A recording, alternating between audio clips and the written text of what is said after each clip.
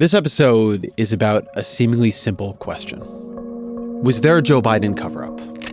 Like a lot of people, I was worried about Biden's age when he ran for president in 2020.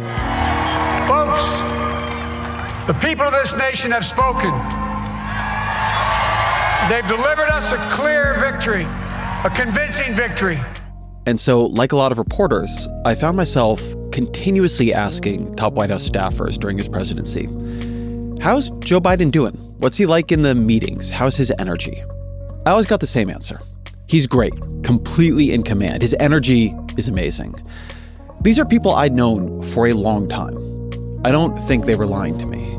The harder question, in retrospect, was whether they were lying to themselves. We all know the story from there. Biden's collapse in the presidential debate. With the with dealing with everything we have to do with, The push to remove him from the ticket. The growing number of congressional Democrats have called on President Biden to step aside. Kamala Harris's sprint of a campaign. Donald Trump's return to the White House. Back when I and others were arguing that Biden shouldn't run again, it was seen as, at the very least, a contestable argument, maybe a crazy thing to be saying. In the last 6 months, though, I've watched a new conventional wisdom solidify. One of the most powerful figures in the Democratic Party is putting the blame for Tuesday's historic loss on President Biden. Yes, of course, it would have been better for President Biden to have made that decision earlier. I think there's no question about it. And his close advisors shouldn't have told him to run again, and they shouldn't have told him he was going to win. Was there a cover-up? A cover-up would at least reveal a core of cold rationality to this system. It would mean that people dealing with Biden every single day, they knew the truth, they saw it clearly and decided to lie. That there were adults in the room, if only malign ones. In a way that would be more comforting than what I think actually happened. And so there are questions here that are relevant long beyond the Biden campaign. How do you see what is right in front of your eyes when you don't want to see it? How do you not let loyalty to a person, to a party, to a cause blind you? Jake Tapper and Alex Thompson's new book, Original Sin, is a reconstruction of what Democrats should have known and when they should have known it. Thompson had covered Biden at Axios. Tapper is, of course, an anchor at CNN, and he was co-moderator of that historic, and for Biden, disastrous presidential debate. So I asked Tapper on the show to talk through what they learned in the more than 200 interviews behind that book, and what lessons we can take from it. And just to note, we taped this before the news of Joe Biden's cancer diagnosis. The episode isn't any less relevant. In fact, maybe it's more relevant. But of course, I want to say that we wish him well.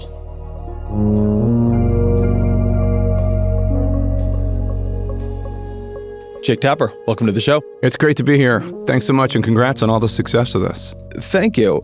I want to start a bit in the middle. Okay. You tell the story of Special Prosecutor Robert Hur's interviews with Biden in a lot more detail than I'd heard it before. Yep. And I think people know that report comes out, and the prosecutor calls Biden a sort of well-meaning old man with a flagging memory. Something like that, yeah.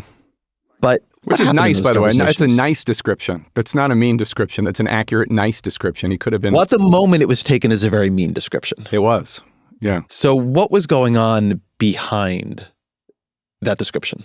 Well, I think for Robert Hur and the prosecutors, they were legitimately flabbergasted by how President Biden appeared in that deposition, in the interview in October 2023. They were stunned.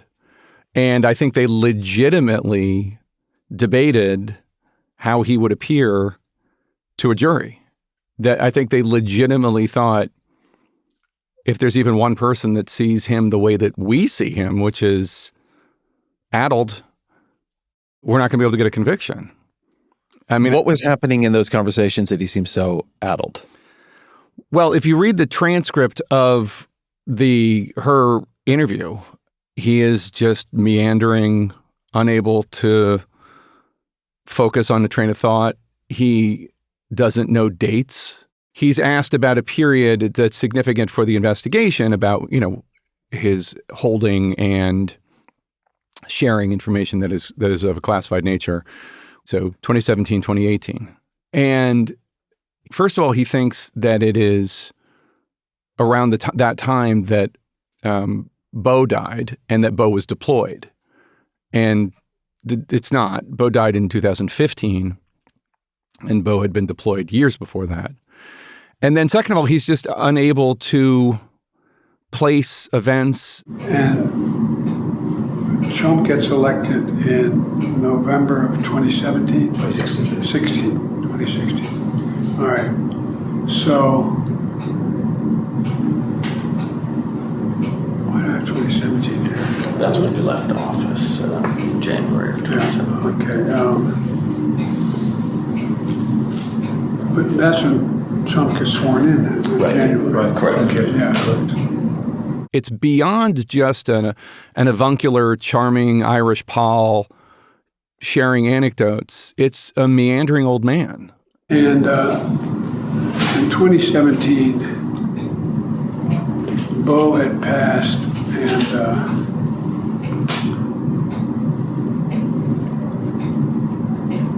this is personal. The genesis of the book and the title, Promise Me Dad, was I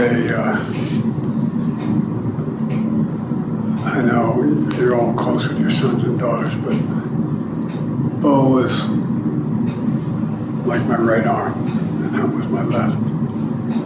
These guys were a year and a day apart, and they could finish each other's sentences. And Bo, I used to go home on the train in the period that I was still in the Senate. Anyway. And while he got assailed, Robert Hur, as a partisan hack out to destroy Biden, my conclusion, and the conclusion of Attorney General Merrick Garland, by the way, was far from that. My read of how people reacted to that document was it was a suspicion that Hur was trying to find a middle path, that he didn't want to prosecute the president. And so he sort of dinged him on memory so the right could feel good about that. I think people understood that as a political document. When you read those transcripts, though, and you produce some of them in the book, the sense that the president of the United States is actually appearing too forgetful to be convicted of a crime that requires intent in front of a jury is a much more extraordinary and damning thing. And in retrospect, it makes the reaction to the Hur report look much too modest because I think people assumed it wasn't quite on the level. I think it was on the level. The pushback was interesting because the pushback was not about, well, there was the White House pushback, which was not about, hey, the president broke the law, which is how people, by the way, how prosecutors at DOJ thought it was going to be received. They thought the White House is going to be, oh, crap, the president broke the law.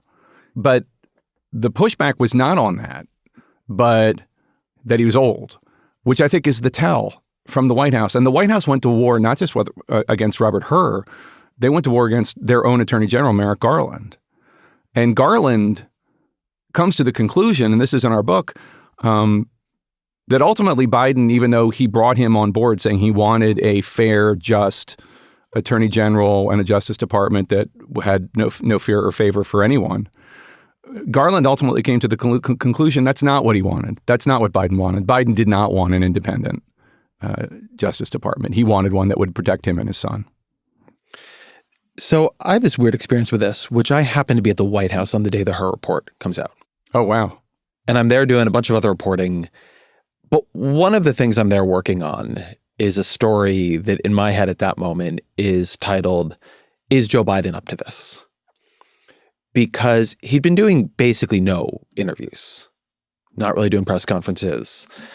We had no real evidence that he was capable of the rigors of campaigning at that point. And then they decided not to do the Super Bowl interview. Yeah. Which for me was some kind of very big tell. Like that was a moment when I really shifted. You have a different explanation than they ever gave me Yeah. on why they didn't do the Super Bowl interview. Why? Well, first of all, laid across all of this is the fact that he's not capable of doing good interviews as of 2023, period. Right. They don't do the Super Bowl interview the year before either. Well, they blame that on it being Fox, right. But they don't do it. They told me actually it's because they knew that her report was about to drop. And they knew it would have all this stuff about classified information and about him seeming super old behind the scenes and adult behind the scenes. And they didn't want to have a interview on that, no matter with whom and no matter what the format was going to be. They didn't want 10 minutes, 15 minutes, 20 minutes about what it would have been. Oh my God, this Her report says that you're not up to the task. The Her interview comes out. Biden seems himself authentically furious. And they call a press conference. It happens late that night. I remember being in my hotel room after being at the White House all day watching this press conference. In addition, I know there's some attention paid to some language in the report about my recollection of events. There's even reference that I don't remember when my son died. How in the hell dare he raise that? Frankly, when I was asked the question, I thought to myself, it wasn't any of their damn business. Biden attacks her. He is angry about the allegation that he didn't remember when Beau died. For any extraneous commentary, they don't know what they're talking about. It has no place in this report. The bottom line is the matter is now closed. I'm going to continue what I've always focused on, my job of being president of the United States of America. And then at the end, he takes some questions. Yeah. And in this interview meant to reassure people about his memory, he mixes up Egypt and Mexico. Yeah. As you know, initially, the president of Mexico, Sisi, did not want to open up the gate to allow humanitarian material to get in. I talked to him.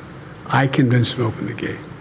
For me, like, that was the moment when I realized, okay, it went from the question mark, like, can he do this, to he can't, right? If you can't go out and not have a memory flub in the press conference about your memory, you're in real trouble.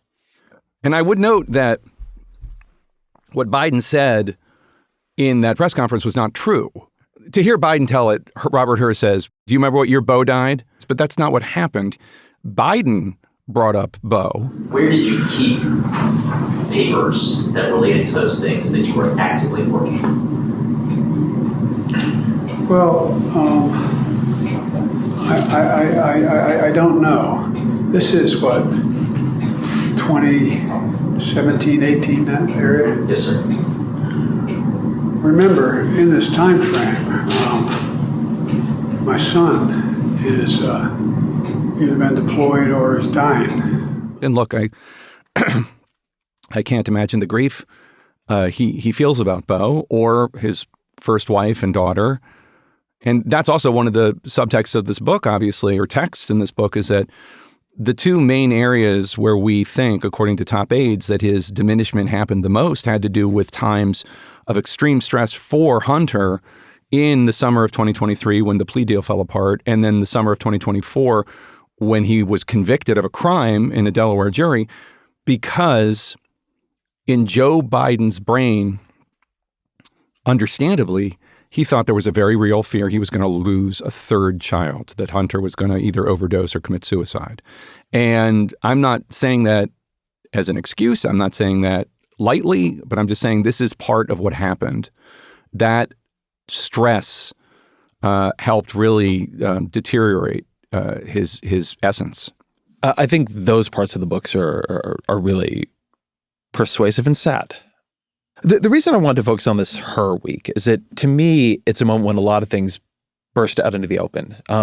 For me, after that press conference, I write this series of pieces arguing that Biden should step aside or be convinced not to run. There should be an open convention. You didn't ask me to toot your horn, but let me just say that was very gutsy and very difficult for you to do. And I applauded you then, and I applaud you now, because, first of all, probably a lot of people who are fans of yours didn't want to hear it. And also, it's kind of lonely to be saying things like that. Well, I appreciate that. But the thing I want to get at here, because you have more information on this than I do, is as you can imagine, when I write these pieces, I get a lot of incoming from Biden world. Yeah. And they're not happy about it. And my honest assessment of them, my view of how they think of this is that they actually think I'm wrong. Yeah. They think I'm being unfair. Some of them do. Some of them do. Certainly the ones I hear from.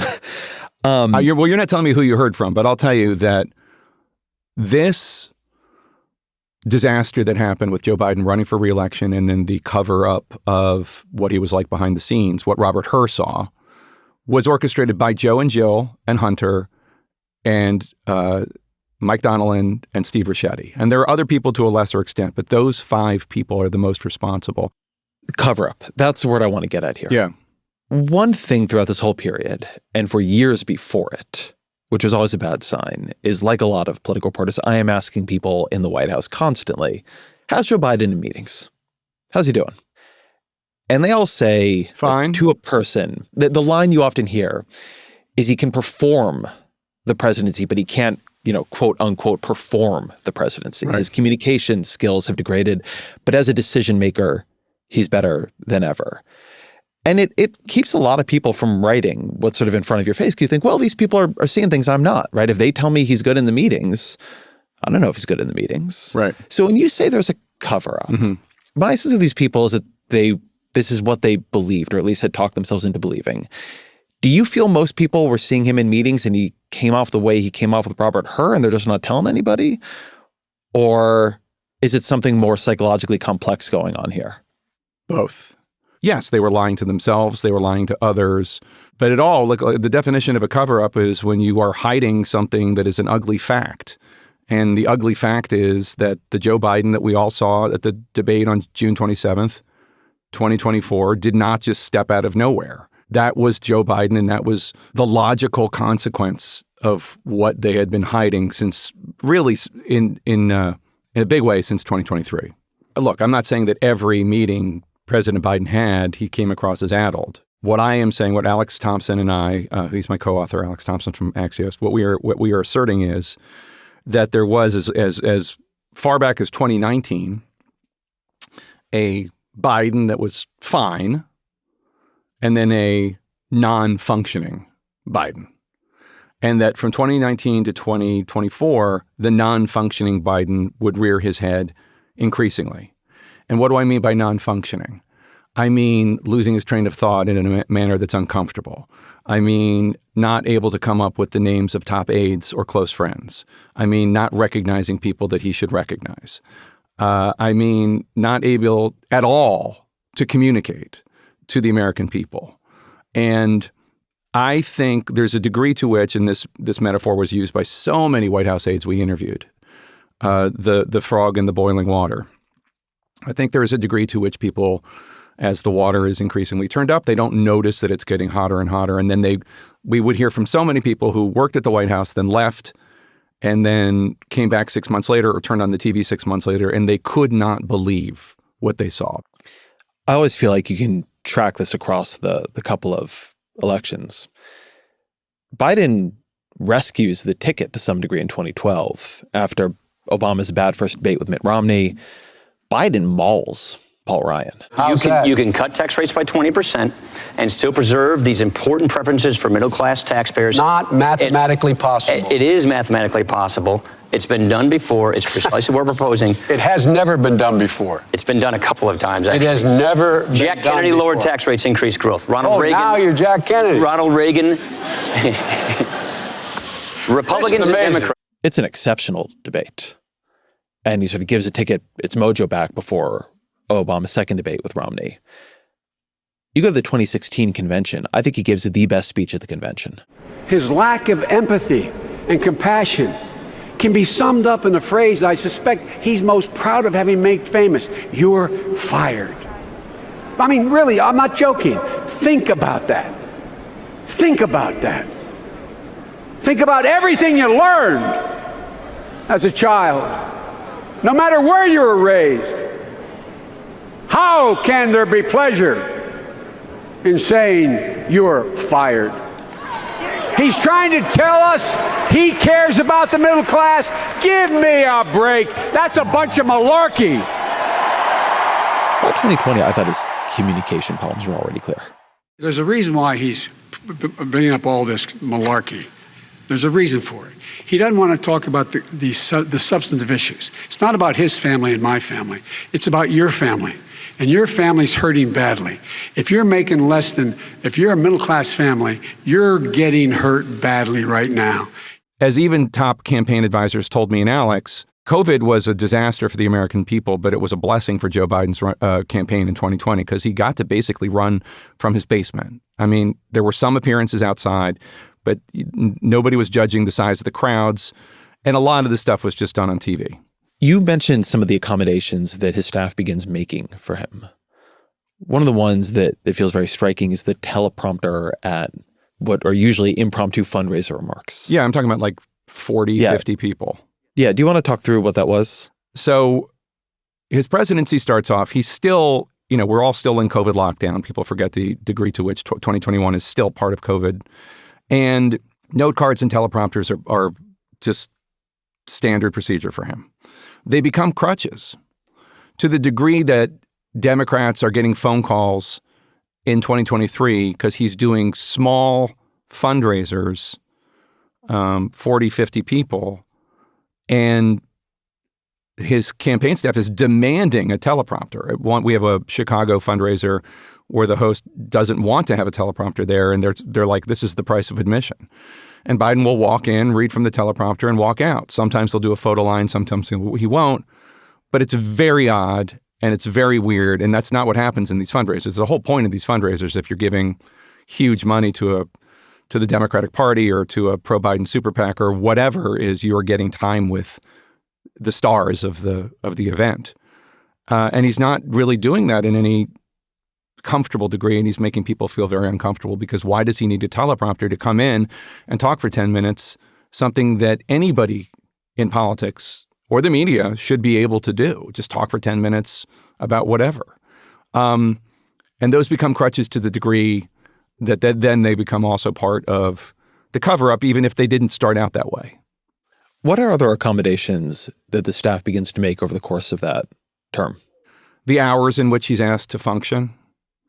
It's not normal to say that a president can't do anything after 6 p.m. or should only very, very rarely do something after 6 p.m. That's not normal. But they would always say he had lots of fundraisers that were at night. They always resisted this. It got reported, it got rebutted. But your view is that they really did try to keep him unscheduled after 6. As much as possible. That's not to say it was 100%. Of course not. But like as much as possible. The degree to which they started keeping him away from people, or rather keeping other people away from him, a cabinet secretary told us. So he had a cabinet meeting in October 2023.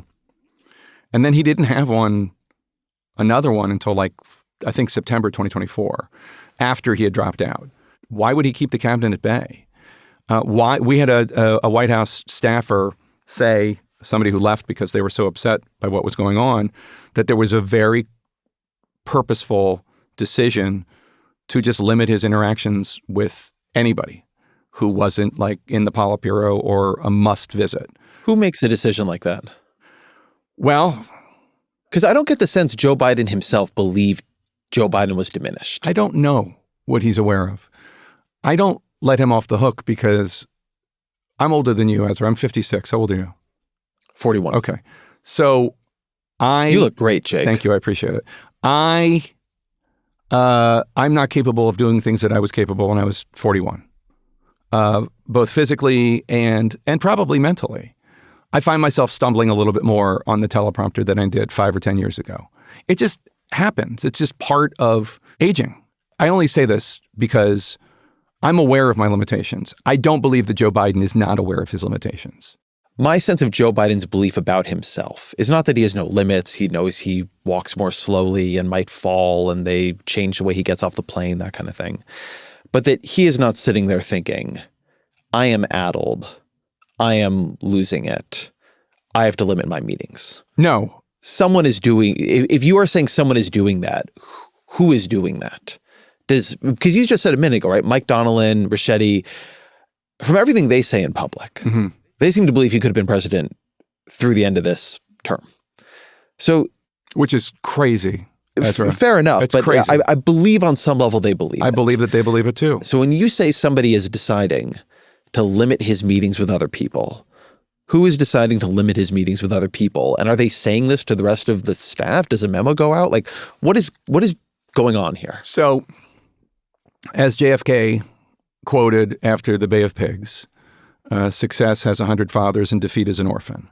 There are very few people willing to acknowledge who made the fateful decisions X, Y, or Z. I would say that ultimately, on the staffing level, who do I think is responsible for decisions that protected Joe Biden the way that we're talking about? I would say Anthony Bernal, who was the chief of staff for the First Lady's office and perhaps the most powerful chief of staff in the history of First Ladies, and Mike Donnellan. And those two would convey the wishes of the president and the First Lady. So when the decision was made by Joe Biden that he was going to run for re-election, that decision would be conveyed to the staff from Anthony Bernal and Mike Donnellan. Mike Donnellan would say, presidents get to decide if they're running for re-election, and he's decided he's running for re-election. End of story. Anthony Bernal would say, you don't run for president for one term, you run for president for 2 terms. And they were conveying the wishes of the first couple. And in the book, we talk about this. There is a shocking lack of discussion about this with Biden. It is just Biden decides he's running, and that's it. And in fact, there's a very good, and I'm sure you know him already, John Anzalone, the pollster, who he worked for Biden all the way back in the 80s when Biden was plagiarizing speeches in Iowa. John Anzalone has known and loved Joe Biden forever, and Anzalone wants to poll for it. He wants to see what are the liabilities, how do we do this? Obviously, he's aging. And Anita Dunn says, we're not polling for this. The decision's already been made. And there is not one meeting where they all sit down and talk about this and kick the tires of it. And when Jeff Zients, who becomes the White House chief of staff after Ron Klain leaves in early 2023, he comes in, and he's a former Bain Capital guy. He has Bain brain. He wants to run the diagnostics. He wants to kick the tires. He wants to see, is this a good idea? But the decision's already been made. It's done. One thing I saw happen during this period is the bar got set really low for Joe Biden. Oh, yeah. Because there was a big right-wing argument that this guy is senile. He has actually lost it. And the counter argument then became pretty easy because he wasn't senile. But there's this really vast range between senile and at the peak of his powers. How do you think his age affected just how he carried out the day-to-day work of the presidency? Not the campaigning, not the politics, but the decision-making, the attention, the party leadership. I think that his presence in the Oval declined, and he would spend more time in the residence. Now, in terms of the decision-making itself, what we call them in the book, the Politburo, we didn't call them that. People in the Biden administration called them that. The Ricchetti, Donnellan, et cetera, the people that surrounded Biden that were like the true believers, they would argue, the Politburo, that the decisions were always fine and sound and never problematic. There are people in this book, senators, Democratic senators, who would take issue with that. Not as an affirmative prosecution against him, but just as a question. There's a scene in the book where Biden talks to the top Democrat on the Senate Intelligence Committee, Mark Warner, a man with whom he does not have a particularly close relationship. And Warner is concerned because the White House is about to authorize the release of, I think it's 11 Yemenis from Gitmo. And there are a lot of senators, Democrats and Republicans, who are worried these guys are just going to go rejoin the fight, whether with the Houthis or Hamas or Hezbollah or whatever. They're going to, or the militias in Iraq or Syria, they're going to rejoin the fight. And Biden calls Warner, and Warner is under the impression that Biden does not know much about this, that he doesn't really understand what's going on. And that concerns him. And then there's another scene in June 2024, before the debate. Biden has an immigration event, and Senator Bennett of Colorado goes to it, another pro-Biden Democrat, And Biden has just like this moment where he's like whispering into the microphone. Nobody can hear a word he's saying. Secretary, I'm not sure I'm going to introduce you all the way. It's very odd. And it's reported as Biden forgets the name of his DHS secretary, but it's much worse than that. But in any case, Bennett leaves the White House thinking, well, this is why Biden's immigration policy is such a mess. He's not capable of leading the disparate factions in the Democratic Party and in his administration on this. And in fact, there had been a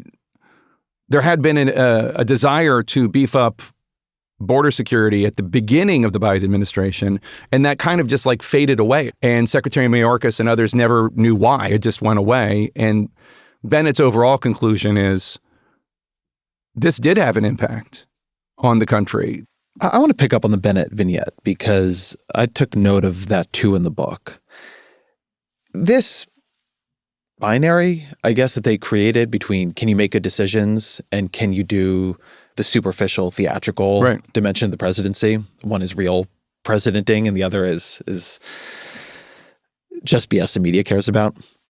So I always thought that distinction was incredibly false. The power of the president, as is famously said, is the power to persuade. If you can't communicate effectively, you can't persuade, you are giving up a lot of your power. But a lot of the presidency isn't about major decisions. I mean, you know all this better than I do, but it's just constant presiding over meetings, constant taking in information, constant sensing into the shape, the zeitgeist of the country, of your party, of the issues, of the constituencies. One of my sort of conclusions covering the White House was that Biden's just attentional bandwidth was more limited than it would have been when he was 65. Of course. And so he was extremely engaged on Ukraine, extremely engaged on Israel and Gaza. But his attention to domestic policy seemed to meet a flag. 100%. And his ability or interest, I mean, Biden had sharp elbows for his entire career. He was a moderate Democrat who had little patience for a lot of the people who would disagree with him. And that intense party leadership, we're going to do this, not that. You guys have gotten too far away from the American people here. We're pivoting back. That was just gone. And that doesn't mean he was making bad decisions, but energy matters, right? How present the president is on different topics matters, because without him, the White House is not going to do risky things that might cause problems for him. Yeah, I think that's absolutely right. I think that when it came to domestic policy, he let his first chief of staff, Ron Klain, kind of run things for a while. Ron Klain, who was a hero to progressives, and therefore Joe Biden in many ways was a hero to progressives. And that's one of the reasons, by the way, that the progressives were the very last ones to abandon him, the progressives and the Black Caucus, because they had gotten so much that they wanted from him policy-wise. I don't mean that in a pejorative way. Policy is why they're in the game. So I think you're right. I think it became something that he was not focused on. And then beyond that, I think also is just the fact that, as you note, he was interested in foreign policy. That's his area of expertise. And in fact, one of the reasons Obama picks him is for that. And that really is just what he likes. But we had a cabinet secretary say, and this is in the book, that if you expect the president to be somebody who can be woken up at 2 a.m. because there's a national or international crisis, that Biden was not capable of that in 2024. Then that's a cabinet secretary telling us that. That's not, Donald Trump Jr.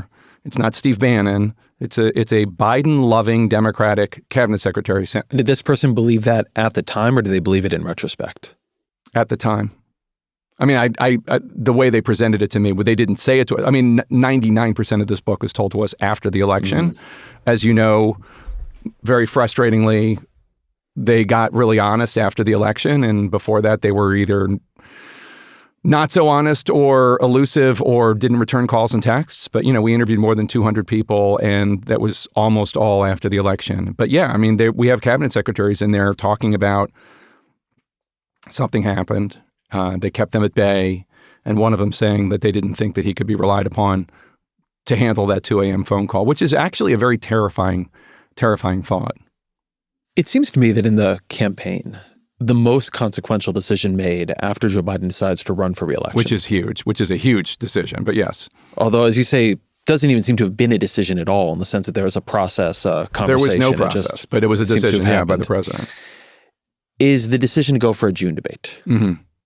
Now, if you're not a presidential campaign nerd, that doesn't happen usually. We do not have June debates. No, we wait until after Labor Day.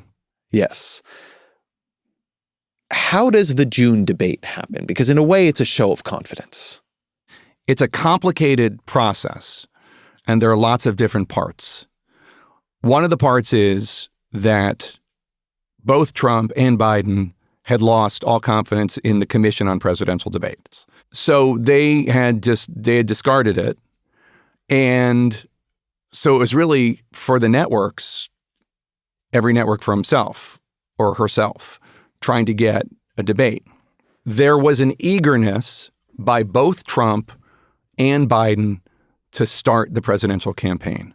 For Joe Biden's case, he and Donnellan thought the sooner we make this a choice election, the better. Right now, it's a referendum on Biden. And as Biden would always say, don't compare me to the almighty, compare me to the alternative. Biden thought the moment people realize that it's between me and Donald Trump, they will come back to me. Now, there were people internally who thought, no, we shouldn't do this. Steve Ricchetti thought that debating Trump just like sullied everybody involved in the process. He brings out the worst in everybody. The old saw about don't ever wrestle with a pig because you just get dirty and the pig likes it.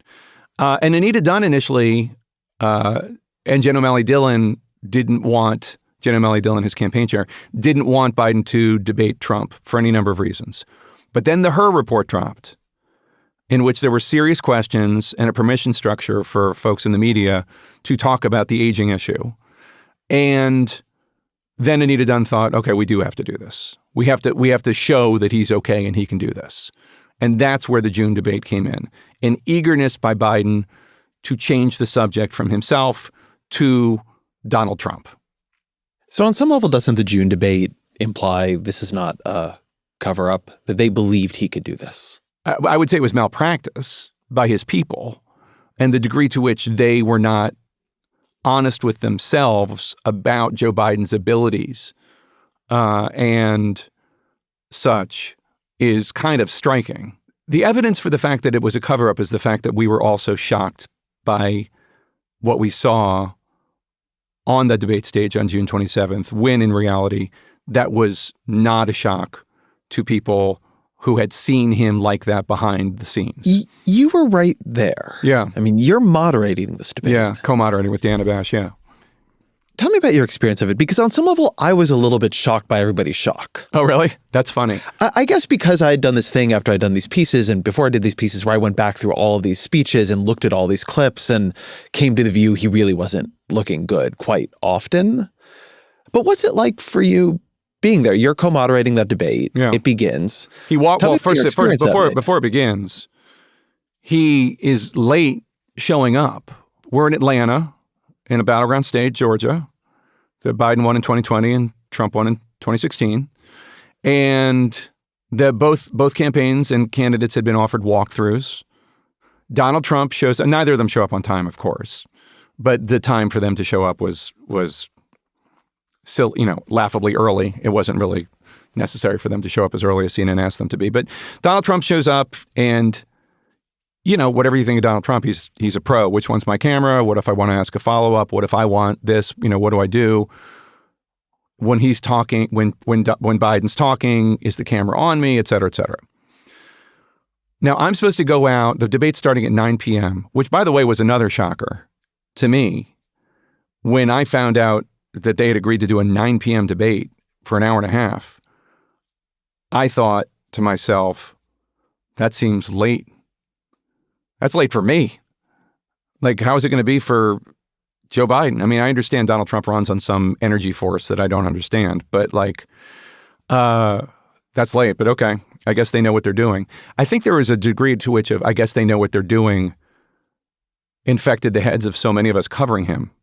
Because why would you put him out there for an hour and a half debate at 9 o'clock at night when they could have agreed to a 7 p.m. debate? But in any case, he walks out. Oh, wait, I didn't. Well, he had also, I think it's an important thing in their heads, as I understand it, they sort of see him as a clutch player. He gives this pretty excellent, at least for him, at this period, State of the Union address in 2024. And he's vibrant and he's loud and his quiet voice is gone. And there's all this talk about, do they have him on stimulants? Right. But I think they had come to the view that Biden can perform in the clutch. He's a gamer. That's what they say. He's a gamer. To look at the legend of Joe Biden and everything he has overcome and not realize that that infuses the man with a degree of, not just the man, but the man and his family and his supporters with a sense of this guy rises to the occasion, and it doesn't matter what fate throws at him, and fate has thrown a lot of horrible things at him. He will rise. And his whole philosophy, as he lays out in one of his books, is get up. His dad used to say to him, get up. So, yes, this idea that he's a gamer, this idea that he will rise, that, yes, this has been a horrible month for him. He's traveled all over the place, and his son was convicted in a court, but he showed up to debate rehearsal, debate practice, unprepared and sick and needing to take naps. But he is going to rise to this moment.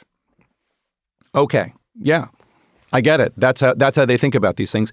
And that's how Joe Biden thinks about these things, because at 8:30, I'm supposed to be out on stage just sitting there, and we're doing lighting and all that stuff. And I can't go out there because Joe Biden has just shown up a half hour before the debate. He's supposed to have been there hours before. And why was he so late? Because he didn't think he needed to do it. He didn't think he needed to do a walkthrough, which is crazy. Every candidate does a walkthrough. Barack Obama did walkthroughs. Like, you just do this.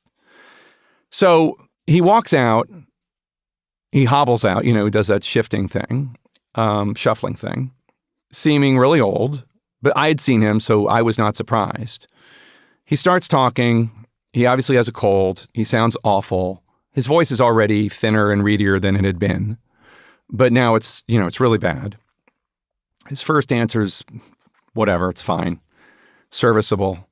But then he gets to that horrible answer where he completely loses his train of thought. Eligible for what I've been able to do with the with the COVID. With dealing with everything we have to do with. Look, if we finally beat Medicare. Thank you, President Biden. President Trump? Well, he's right. He did beat Medicare. He beat it to death. And we have these iPads, and I wrote to the control room, holy smokes. And Dana writes to me on a piece of paper, he just lost the election. It's one thing about this debate, and it was why his just complete absence of doing any serious extended oppositional interviews, just tough interviews. I don't mean like with Fox News. I mean, say with you, was I think worrying. You can talk about communication style. You can talk about how somebody comes off when they're communicating. But one thing communication is supposed to reveal is train of thought, is how people are reasoning under pressure. And what I watched in that debate was somebody who under pressure was not reasoning well. You would not want this person in the meeting with Xi. You would not want this person exhausted after a couple nights of poor sleep in an international crisis. You wouldn't really want this person being the principal structuring and deciding between competing alternatives in a hot meeting about immigration or inflation. That I feel like this is where saying it's all communication, as they often did, really fell apart. Right. Like communication is like how you think. Right. Yeah. And he was not staying on normal tracks. Like his own train of thought was derailing. There were people that we talked to who worked for Joe Biden. Okay? I'm not talking about Sean Hannity and Laura Ingraham who worked for Joe Biden, who watched that debate and thought, who is running the country? Because it's not that person. Now, that's not me saying that, that's them saying that, but I think it is a reasonable question. So I found that debate incredibly disturbing. And the degree to which the Democratic Party attempted to gaslight the country, and when I say Democratic Party, I mean mainly the White House, but also leaders of the Democratic Party, attempted to gaslight the public about it immediately, as if like, oh, he had a cold. I've had colds. We've all had colds. This was not that. And I think one of the reasons why the Democratic Party's numbers are still so low is that they have not reckoned with the lies that they told about this. And these are lies. These are not lies about tariffs. These are not lies about economic policy or things that I don't fully understand as the average voter. These are lies about things that we all perfectly understand. Aging, colds, being addled, not being at your best. I mean, these are things that we all have access to. So I talked to a lot of members of Congress in that period between the debate and Biden stepping aside. And I'd watch them go through this thing where they would talk me through every meeting basically they had with him in the past, year or two. And those meetings, they began to realize, had become more seldom than they had been before. Yeah. But there'd be the meeting where he was great. Yeah, 2021, 2022. Or even there were meetings like that in 2023 and even 2024. People still had good experiences with him in those years. And there would sometimes be the memory of something they had sort of pushed aside where they thought he was tired or they thought he was distracted. I often heard people say they often thought he was distracted by some other matter, which when it's the president is not a crazy thing to imagine, that their mind is on, some terrible crisis. And that, we all have a bunch of data points in our head about other people. And we have an image of them. And then we have also the image of them it is convenient for us to believe. And it can take a lot to push us off of that. But then when you get pushed, you sort of reconstruct a new story out of things you had been downplaying. How much do you think that was happening? A lot. And I think that especially these are political animals. And they were terrified of Donald Trump. And I think that after it became clear that Donald Trump was going to be the nominee, a lot of people said, well, this is what we got. And this is the only person who's ever beaten Donald Trump. So this is what we got to do. And a lot of members of Congress who saw things and wanted to speak up were told, what do you want, Donald Trump? This is what you want? They were called a traitor. I want you to be more specific because that isn't what they were told in a way. They were told, at least in my experience, they were told, do you want Kamala Harris? Oh, well, that was another argument. And that was the actual, it seemed to me, first line of defense. Sure, absolutely. The Kamala defense, which is if Joe Biden doesn't do it, do you want his vice president, who is even less popular than him, to be the nominee? That's crazy. So, yes, she was their line of defense. And by the way, this drove David Plouffe insane. David Plouffe, of course, he was Barack Obama's incredibly successful 2008 campaign manager, served as a senior advisor to Obama, and then basically retired from politics in 2012 until he was called back to help Kamala Harris run for president in July 2024. And this drove Plouffe crazy because Plouffe's whole argument was, you picked her. You picked her to be the vice president. If you didn't have confidence in her, you shouldn't have picked her. And he knows what he's talking about because he and Axelrod helped pick Biden for Obama. Well, this was a thing that drove me completely crazy in that post-debate period. The Biden team's response, Joe Biden's response, when he called in to say morning Joe, was the elites are trying to push me out of the race. I'm getting so frustrated by the elites. Now, I'm not talking about you guys, but about the elites in the party who they know so much more. But if any of these guys don't think I should run against me, go ahead, announce for president. Challenge me in the convention. But the elites, myself very much included, with my stuff in February of that year, were late. If you looked at polling, going back years at that point, super majorities of the country believed he was too old to run again. This had been true in 2022. It was something that Biden himself had to finesse in the 2020 race when he didn't quite promise to be a one-term president, but he said things that sounded like that he was going to be a transitional figure. But the public had already come to this conclusion long ago. Yep. And you could see it. It was in every poll forever. It was the Democratic Party that was late to give it credence. Put aside whether or not you thought the issue was that he could or could not perform the role of the presidency. The public was saying, we don't want this guy. Yeah. We don't think he should continue being president. And then the party, in the ways that parties do, closes ranks around him. Nobody of any national profile will dare run against him in the 2023, even 2024 though people are they're trying to get, like Bill Daley and others, Bill Daley, Obama's former chief of staff, and others are trying to get Pritzker, Whitmer, whoever. Dean Phillips is attacked. There's efforts to not allow him on the ballot in certain states. In Wisconsin. But I think there's a reason that you don't get a big primary that year. I actually had been planning to write right after the midterm election, Democrats need a primary. Yeah.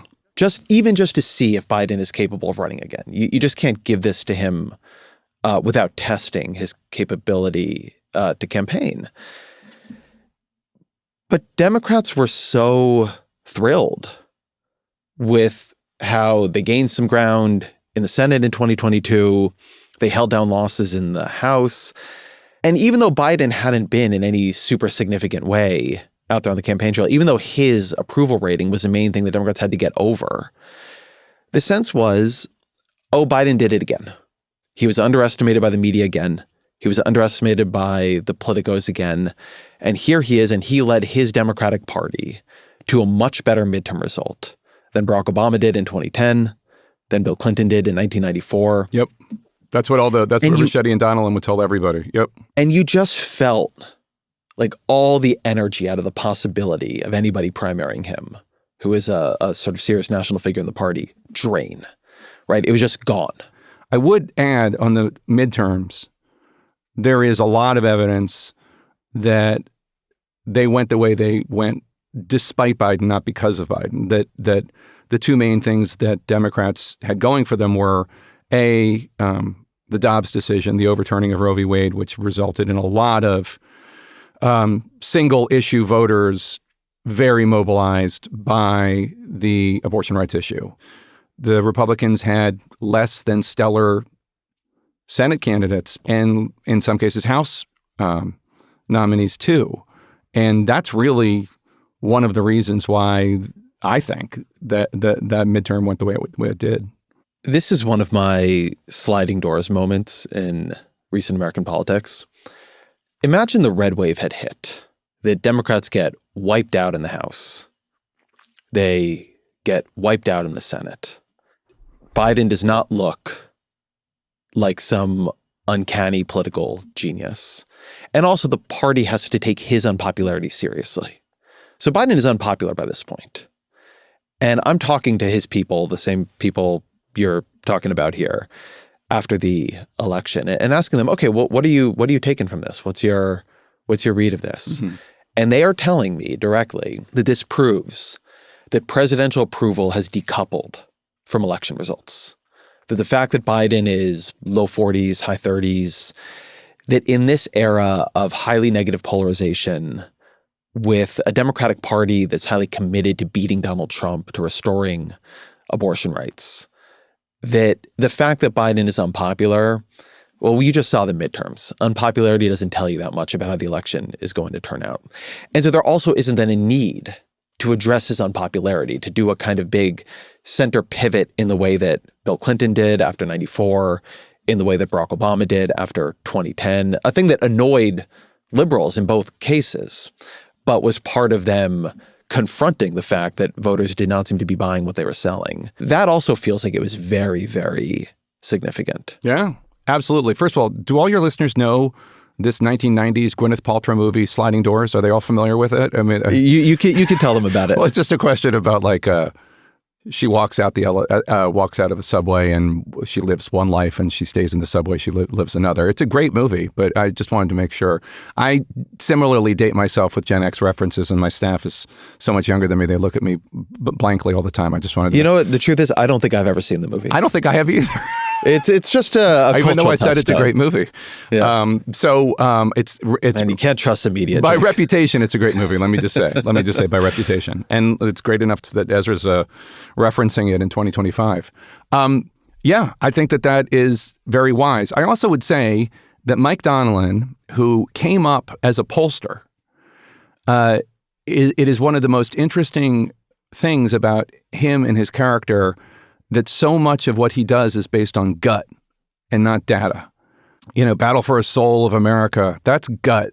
There's the numbers that support that was a strong argument are questionable. The decoupling of the presidency from midterms. I mean, there's no actual data to back up these arguments, but it's what they think. It's how they convince themselves of these arguments. He's the only one that ever beat Trump. Okay, that's true, but that doesn't mean There's been only 2 general elections Donald Trump is running at this point. Yeah, I mean, and Hillary, won the popular vote. It's kind of that one was kind of a fluke, and it created this sort of distance that opened up, I think, between Democratic Party elites in the country, where their view, the Democratic Party, was that Biden was historically successful, and under any normal measure, 1, he deserves to run for re-election and win it, but 2, who are you to question him when he has been so successful? On the other hand, the country didn't feel he was being that successful. He was unpopular. People were unhappy with his administration. They were not feeling the Bidenomics. They did not feel the world was a more stable and orderly place. And I think there's this way in which the Democratic Party just kind of got a little bit into an insular conversation with itself. Why did that happen? I mean, I think your question answers itself, which is the Democratic Party was talking to itself. I would, without question, argue that the CHIPS Act and the infrastructure bill are huge achievements. There's no question. But why did the American people not know that? Was it because you weren't talking about it? No. Was it because I wasn't talking about it? No. I was talking about it. There's nothing that Washington media loves more than bipartisan legislation passing. I mean, that is the wet dream of every reporter in Washington, D.C. It's bipartisan and it passed. Therefore, it must be good. But in this case, investing in infrastructure in this country is a good thing because our infrastructure is so horrible. So why weren't the American people sold? I would argue that it was his cluelessness on the inflation people were feeling and how much of that is age and how much of that is just his stubbornness. And beyond that, his inability to communicate. And so then, having not been given a choice in the primary, the party then goes and says, see, the Democratic voters chose Joe Biden. Right. And now you'd be betraying them. Yeah. Put aside everything else. This is just a party that is not, in this period, listening. In your reporting, what actually mattered? What took Joe Biden from the defiant Joe Biden that we heard on Morning Joe, saying that the elites are trying to push him out, that Biden, who is sending a letter basically threatening Democratic members of Congress. Oh, yeah. To the Biden very shortly thereafter, who leaves the race. What pushes him to where so many people said he couldn't be pushed? I would say that there are 2 reasons. One, the lack of support among senators meant a lot to him.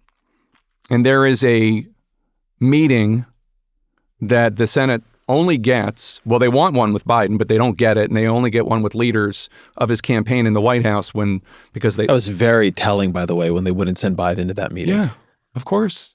Basically, it comes down to there are 5 senators in I think it's a 51-member Senate Democratic caucus. There are only 5 who are standing with Biden. And there are a lot of Democrats who are running for re-election who are on the bubble, their jobs are really at risk. And then I think he kept on being told, the polls say you can't win, but Biden kept saying that's not what my guys say, and he's not talking about his pollsters, but he's talking about his pollsters' polls as described to him by Donilon and Reelected, who constantly give this unrealistically optimistic view of the polling. I mean, it would have been a wipeout without question. There's also one of the things in this period when they're saying, look, he's still only 3 or 4 points behind Donald Trump. We can make it up. At that point, you had a history of him just not being able to make it up. You know, you come out for the Robert Hur press conference, you flub the countries, you fail at the debate. You could have had more things happen. This was, to me, the sort of crazy risk that I was watching a lot of Democrats at least publicly say they were willing to take, that this guy had not been a game time player for a long time, with the exception of one scripted State of the Union. The idea that you're going to get through a tough campaign where you had to make up ground, and this guy can't even do interviews? The fundamental problem, the pollsters, ultimately, they were supposed to have a meeting with Biden, and then that got canceled. So they had a meeting with the Politburo, a Zoom meeting. And basically what they say is the fundamental reason why you're behind cannot be changed. The American people have concluded that you are too old and cannot do the job, and you are not capable of disproving that to them. And at this point, we've all seen the three. I mean, you don't have to be a political science major or a highly paid operative to say, okay, he had a bad debate. Go out there, do 10 tough interviews and 5 town halls and settle this issue. I mean, everybody knows that. And he couldn't do it. And ultimately, the Democrats who were seeing him, giving him the benefit of the doubt, Chuck Schumer, others, come to that conclusion. He can't do it. But then the other thing, the last thing that I think was decisive, Mignon Moore was in charge of the 2024 Democratic Convention. Longtime Democratic operative, very respected in this town. When she got the job, she set up a thing, an unofficial group called the What If Committee. And the What If Committee was there to talk about, well, what if Biden drops out? What if the protests are so bad they shut down Chicago? Just any possible thing. One of the reasons why it wasn't as difficult in 3 weeks or whatever it was to swap out, 3.5 weeks, I think it was, between Biden dropping out and the convention, why it wasn't as difficult to do is because Mignon Moore had decided they were going to have decorations in as vanilla a flavor as possible so that if somebody else's name needed to be in there, it wasn't like everything was in the shape of Delaware, let's put it that way. The What If Committee was in touch with all the delegates, and they were monitoring everything. And eventually, before the weekend where Reelected and Biden and Donilon talk, and that Sunday, the 21st of July, when Biden announces he's not running anymore, the What If Committee conveys to the Politburo, you can win at the convention, but it will be really ugly. They were losing delegates to that degree. The delegates were losing confidence in the president. They were with him 100%. But after the 3 weeks of torture, they were out. Not all of them, but enough of them that it would have been an ugly, ugly fight. And Biden would have won, but it would have ripped the party apart. So when Biden talks about he dropped out because he didn't want to have a divided party, he means it quite literally. He doesn't mean emotionally a divided party. He means an ugly floor fight on the convention floor in Chicago, and it would have been nasty, and there was always a chance he would have lost. But even if he'd won, it would have been really ugly. And I think Donilon and Reelected and Biden just ultimately concluded, these bastards are chasing you out. I want to just talk through some of the lessons of all this. One that has been on my mind is, and I wonder how much you have this experience, how much in the media we prize inside information. And often the truth is just right in front of you. If you were asking people around Biden in 2023 and 2024, how good is he? How capable is he? You were being told, broadly speaking, he's doing great. You have a fascinating little vignette about, his press people pulling members of the administration onto these phone calls to say things that they may not even believe. If you were just watching him at his public appearances, you were getting a more accurate presentation. How do you think about that how that should make us think about the balance between, it sure seems very official when you get a anonymous senior administration source in a story, but just watch these guys and listen to them. What they do in public is what tells you what's true. I think that's right.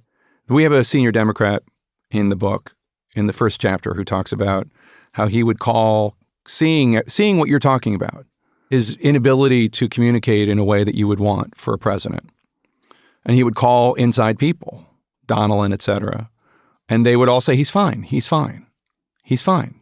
And then after Biden dropped out, this Democrat went to the White House and sat down with Joe and Jill Biden, the First Lady and the President of the United States, behind closed doors, just the three people. And this Democrat told us he wasn't fucking fine. Jill had to complete his sentences. He was losing his train of thought. He wasn't fucking fine. So, I mean, I think one of the things that there are a lot of failures in this book, and certainly the news media, it's hard to argue that we were on top of this. Even people like you and me who were questioning this publicly, it's hard to argue that any of us, in retrospect, covered this sufficiently. Although there was, I want to give credit to a bunch of my newsroom colleagues here and Alex and others. There were a bunch of stories. Sure. There were great Times stories, great Wall Street Journal 100%. stories, Axios stories. 100%. It was harder to get people to say anything. That's the point. And it's hard to get, you need evidence for stories. Well, look, I mean, we were trying to crack this. Well, that's my point, is if a president's inner circle is willing to lie, and if they don't even think they're lying, that's an incredibly dangerous thing. I wish I had like a solution. Here are the three things we need to do, and then this will never happen again. One of the things that we talk about in the book, and we have Jonathan Reiner, a doctor at GW, who's an advisor to the White House Medical Office, who says that he thinks the White House medical reports should be affirmed under threat of perjury and given to Congress every year, so that there could be no lying or dissembling. But beyond that, what can we do? I don't know. But I think there are lessons from this that are broader even than that. And honestly, to me, they reflect Trump as well as Biden. I think modern political parties have become very personality driven. They have leaders, and the structure of them is to really fall in behind the leader. That was true to some degree in the Democratic Party. It's true incredibly strongly in the Republican Party. I feel like a big difference even between Trump 1 and Trump 2 is that in Trump 1, his own staff was willing to tell people all the time that this guy was wrong. He was making crazy arguments. They had to restrain him. Now they see him as kissed by destiny. And, how dare you question the sun god?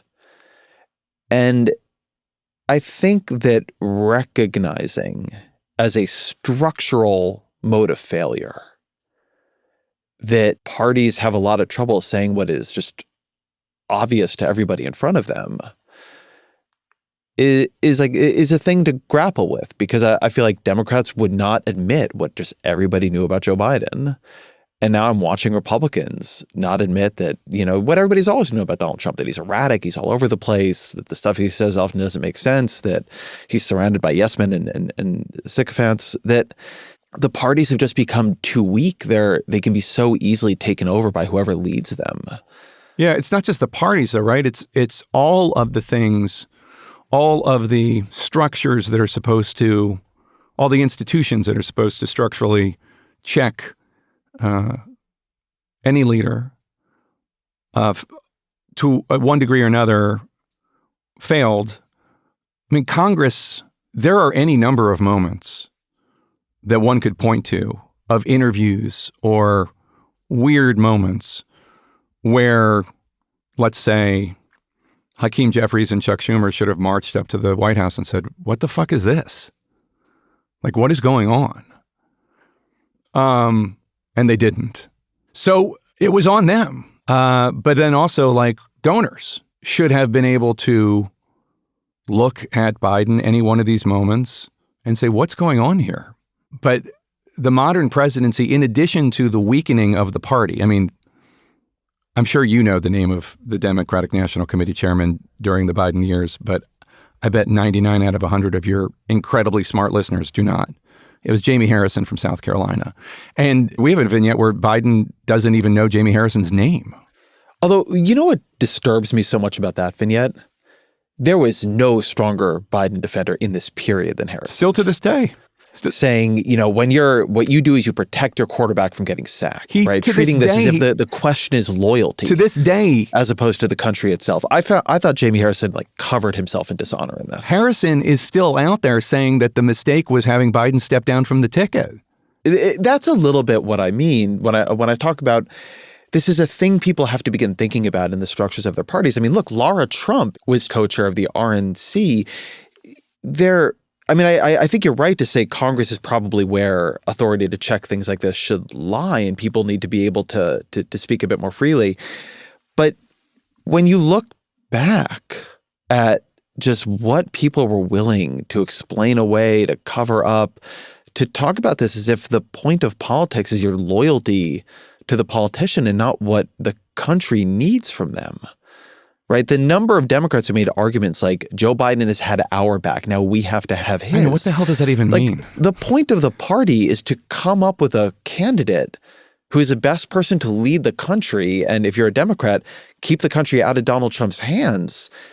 This is not some kind of interpersonal payback for years of friendship with Joe Biden or any other president. 100%. I keep thinking about the Clooney fundraiser, which is in June, and Biden shows up, and the behind the scenes, behind the stage Biden is shocking to George Clooney, to Barack Obama, to a whole bunch of people. The only one who said anything was George Clooney. But this is a room full of people who saw this, and Barack Obama is one of them. I'm not blaming Barack Obama, but institutionally, there's so much deference given to a president, even by a former president.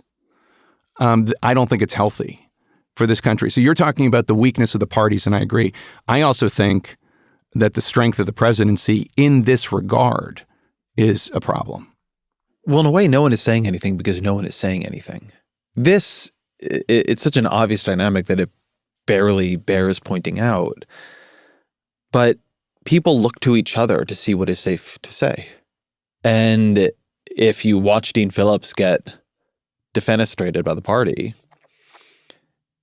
if it seems clear that you'll be profoundly on the outs, and if you don't think you saying anything will do anything, even people who would privately tell me they understood how bad this problem was, what kept them from saying anything on some level, in addition to careerism, was fatalism. Nothing's going to change. Joe Biden's not stepping aside. It's impossible. So to say anything about it is simply to weaken him against Donald Trump. Well, to admit what is in front of your face is to empower the other side. That's certainly and part that of became a very powerful enforcement mechanism inside the party.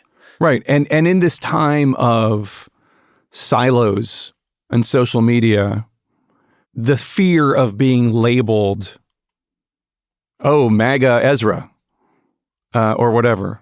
When Annie and Siobhan, the great Wall Street Journal reporters, put out their piece about Biden behind the scenes, the degree to which Dean Phillips was defenestrated, Annie and Siobhan got kneecapped. I'm sure it wasn't pleasant when you did your things. I know it wasn't pleasant when I did mine. Alex, the same. No, you felt like you were destroying all of your relationships with the White House all at once. Yeah. And not just, I'm not saying not just the White House, with the Democratic Party. With the Democratic Party. And I'm not saying it was literally that bad. But I mean, I was fairly public on this, and it was a bigger firestorm of pushback coming from, I would say, privately, a lot of people said, oh, you're right. In the email inbox, just normal people oh, thank God somebody's saying something. But then people I thought of as sort of friends who were liberally aligned, pundits or, people in politics proper, in public, even people I knew who believed this stuff in private, were absolutely flaying me. And that was, to me, the most shocking part. Having people who I'd had a version of this conversation with in private then slam me in public when I said it publicly. There is a Democratic operative in our book who defended Biden publicly, who says to us on background that Biden stole an election from the Democratic Party and from the American people. This person has only publicly said positive things about Joe Biden. I mean, this is where we are. We're truth-telling of any sort because we're so tribal and in camps is legitimately a career ender or at least a risk. Robert Hur could not find work after being special counsel. He finally did months later. But the word went out, don't hire him. I mean, it's nasty. Look, the same thing is going on now in terms of anybody questioning Trump, although it's more, questioning what he's doing with, it's more policy oriented, at least at this stage. But none of it's healthy for a republic to be able to. And I don't think, by the way, that it's like this in other democracies. I think there's much more room for debate in other democracies, whether England or France. I mean, it seems like they have more room for inter-party criticism or even the notion that journalists or commentators are allowed to say things without not being able to feed their families. Well, it also reflects different political systems. So in a lot of the systems, they're parliamentary and the party leader is chosen by, the party elites and the people in parliament. And if the person loses the confidence of his supporters or her supporters, they're out and they get, we just have watched the UK go through a bunch of different party leaders in both parties in the last couple of years. And I think here, the division between we choose with primaries, which is not how, we've done it for most of American history. This is sort of one of the whole arguments about open conventions that we actually did used to pick people at conventions. It's not a completely unknown thing to do. Yeah, but it's still how the convention is structured. But it was back. Right. But that's what I mean, that I think one reason in some other countries it's easier to deal with these problems, if you believe it is it more power is still in the back room. I think we have both quite irresponsible political elites in this country, but we also have quite weak ones. And I think those two things exist in relationship to each other, that elite failures are most obvious when elite power is most degraded. I don't think elites were some grand class of hyper-competent guardians of the public trust in the 1950s or the 1940s or the 1930s. But among other things, they had more privacy and they had more power. The closest we got to that in the last few decades was in 2020, when the elites got involved because they feared a Bernie Sanders nomination and rallied around Joe Biden. And they didn't do it because they liked Joe Biden. They did it because they thought Joe Biden could beat Bernie and then Trump. And that was just strictly on the numbers. Who can win college-educated white voters in the suburbs of Philly and also black voters in South Carolina? And there was only one person who was running who could do that, and it was Biden. And we'll never know probably the extent to which Barack Obama and others called Buttigieg and Klobuchar and Booker and Warren and all the others and encouraged them to drop out and get behind Biden. But it did happen, and that's the closest we've gotten to a smoke-filled room in my lifetime. I give the Democratic Party some credit here. It did in the end happen in 2024. It happened too late. But the party did something very unusual and pushed him off the ticket, did persuade him not to run. Well, it's like what Churchill said about the United States. You can always count on them to do the right thing after they've exhausted every other possible option. I think it's a place to end. And always a final question. What are 3 books you'd recommend to the audience? Oh, that's such a great question. I assume abundance is implied. I am reading right now, and this is a fun diversion if you're like me and you spend too much time lying in bed doom scrolling. Susan Morrison has a book called Lorne, which is about Lorne Michaels and the history of Saturday Night Live, which is great. There's a book called Hitler's People, I think it's called, by Richard Evans that I'm reading also, which is about how it came to be that the Holocaust happened in Germany. And it's kind of like if anybody out there read Goldhagen's Hitler's Willing Executioners, which is very damning of the German people. It's kind of building on that scholarship. Like, what is it about Germany that this happened there? And then just because I am also a fan of graphic novels, I will say that there is a graphic novel that is written by Andy Samberg and some others with him called The Holy Roller, which is about a Jewish bowling Ohio superhero that I have started and is enjoyable and weird. Jake Tapper, thank you very much. Thank you. What a pleasure.